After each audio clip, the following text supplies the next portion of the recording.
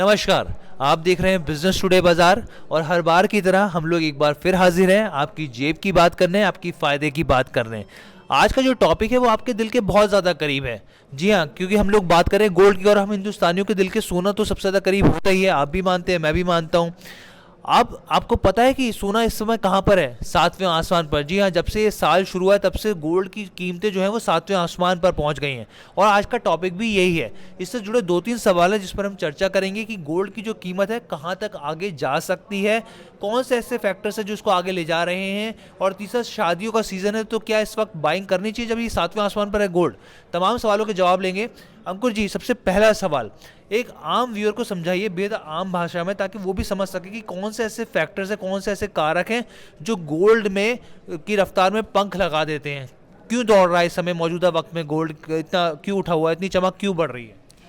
देखिए, पूरी दुनिया में जो माहौल है, इन्फ्लेशन का है, युद्ध है और अनसर्टेनिटी है, रिसेशन है, ये तमाम ऐसे फैक्टर हैं जिसकी वजह से लोगों को लग रहा है, और ख़ास तौर पर हम तो ये कहेंगे कि सरकारों को भी यही लग रहा है कि अगर कोई निवेश की जगह है तो सोना है।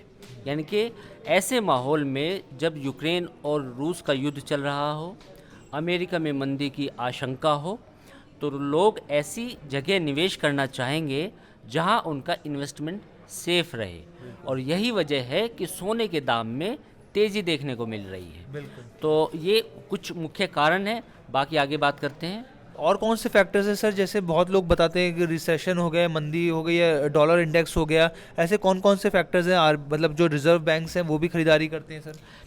देखिए, रिजर्व बैंक्स जितने भी बैंक्स होते हैं वो कहीं ना कहीं उन्हें सर्टेन परसेंटेज अपने रिजर्व का एक सेफ एसेट में, या उसको कहें कि डाइवर्सिफिकेशन के तौर पे ज़रूर रखना होता है।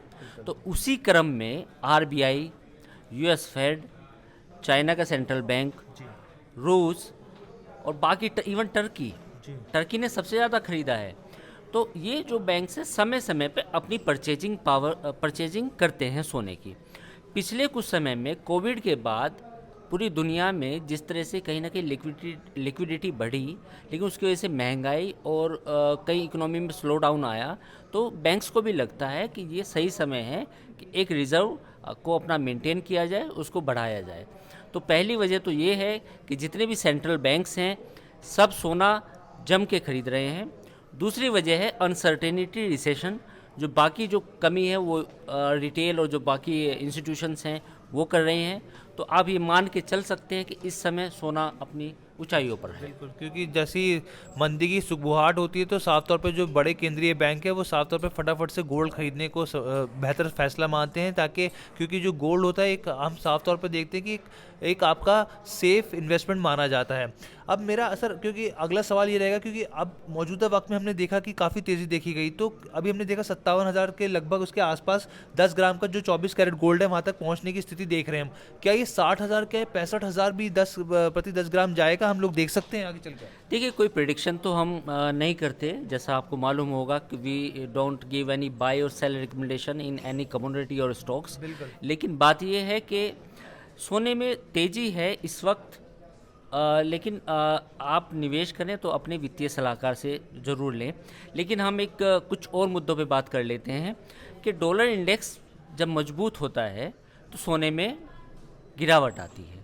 डॉलर इंडेक्स कमज़ोर होगा तो सोने में लोग सोने की तरफ एज ए एसेट क्लास जाते हैं। तो अब ये मान के चलिए कि अभी यूएस के फेड की जब तक ब्याज दरें में नरमी के कोई संकेत ना हो, जब तक दुनिया में डॉलर इंडेक्स को भी आप देखते रहिए समय समय पर, तो तब तक आप सोने में अपना निवेश बनाए रख सकते हैं। और बाकी जो फैसला है वो तो आप अपने वित्तीय सलाहकार से ही लें। बिल्कुल, ये अंकुर जी ने बताया, ये फैक्टर्स को ध्यान रखिए। डॉलर इंडेक्स ये बहुत काम की चीज़ है। ये गोल्ड के जो कीमतें हैं कि आप बढ़ेंगी, ये ट्रेंड्स दिखाता है कि बढ़ेंगी या घटेंगी मांग, उसके हिसाब से ये अंकुर जी ने बताया। क्योंकि वो सवाल बेसिकली यही था कि आने वाले टाइम में हम कैसे देख सकते हैं गोल्ड की कीमतों को बढ़ते हुए, तो ये फैक्टर जो है ये काम करते हैं। अब सर, शादी का सीज़न है, हम लोग देख रहे हैं भारत में तो शादी का सीज़न होता ही है दिसंबर जनवरी, तो इस समय गोल्ड की कीमतें सातवें आसमान पर है। तो एज ए मैं, क्योंकि वो बाय और कॉल की सेल तो एक्सपर्ट ही देंगे, तो इस समय जो निवेशक है गोल्ड बायर्स वो बेचारे चिंता में होंगे क्या? आपको क्या लगता है, आपका क्या मानना है? नहीं, देखिए, जिस शादी में आमतौर पे जब आप ख़रीदते हैं तो आप ख़रीदते हैं, शादी करनी होती है, इसमें आप कोई मार्केट को नहीं देखते। हालांकि कुछ लोग स्मार्ट होते हैं, जो निवेशक होते हैं, वो पहले ख़रीद लेते हैं। तो फिजिकल गोल्ड अलग है, उसका एक अवधि नहीं होती, वो एक सेंटिमेंट से जुड़ी हुई चीज़ है, इमोशन से जुड़ी हुई चीज़ है। लेकिन एज ए इन्वेस्टर अगर आप हेजिंग के तौर पे गोल्ड में इन्वेस्ट कर रहे हैं, तो गोल्ड ETF है या गोल्ड बॉन्ड है, तो उसके लिए तो और लॉन्ग टर्म व्यू रखना पड़ता है। उसके लिए आप ये नहीं सोचेंगे कि अब मेरे को 4 महीने बाद क्या होगा, 3 महीने बाद क्या होगा। बिल्कुल, गोल्ड बॉन्ड के हम लोग नियम भी बताते आए हैं आपको पहले भी, कि किस तरीके से आप इस पर टैक्स छूट भी ले सकते हैं, एक लिमिटेड टाइम लाइन है, उसके बाद आप इसमें रिडीम भी कर सकते हैं। तो इस तरह की वीडियो आपको मिल जाएगी हमारे पेज पे, आप ज़रूर देखिएगा। और आज की जो चर्चा थी वो इसी पर थी, गोल्ड पर की। हम लोग आपको बताना चाह रहे थे, कोशिश कर रहे थे कि आखिर गोल्ड में बाज़ार में चल क्या रहा है। और इसी तरह की वीडियो को बेहद आसान भाषा में समझने के लिए, सबसे पहले देखने के लिए देखते रहिए बिजनेस टुडे बाजार। वीडियो पसंद आया तो हमें लाइक, कमेंट, शेयर और सब्सक्राइब जरूर करें।